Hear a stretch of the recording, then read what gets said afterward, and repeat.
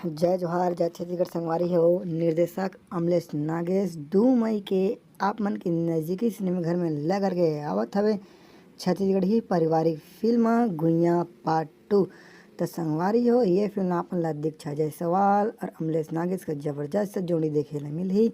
तो संगवारी हो नए नए फिल्म के बारे में हमन अड़त हन। तो अगर आप मन हमारे चैनल में नए हुई हैं तो हमारे चैनल ला सब्सक्राइब कर ले रहा हो ताकि जैसे वीडियो डली आप मन तक तुरंत पहुंच जाए। तो ये फिल्म अपन ला इमोशन एक्शन और ड्रामा से पूरा भरपूर हवे। तो संगवारी हो बहुत ही मज़ा आने वाला हवे और खास करके ये फिल्म अपन ला नशा मुक्ति के ऊपर एक फिल्म ला बनाए गए हवे। तो फिल्म ला आप मन एक बार जरूर देखे बर जाइए और फिल्म ला देखे तो पूरा फिल्म में अपन ला समझ ही के ऊपर फिल्म ला फिल्माए गए है। और यह फिल्म पारिवारिक फिल्म हरे संगवारी है और ये फिल्म 2 मई के आप मन के नज़दीकी सिनेमा घर में आवत है। फिल्म देखे फिल्म के मजा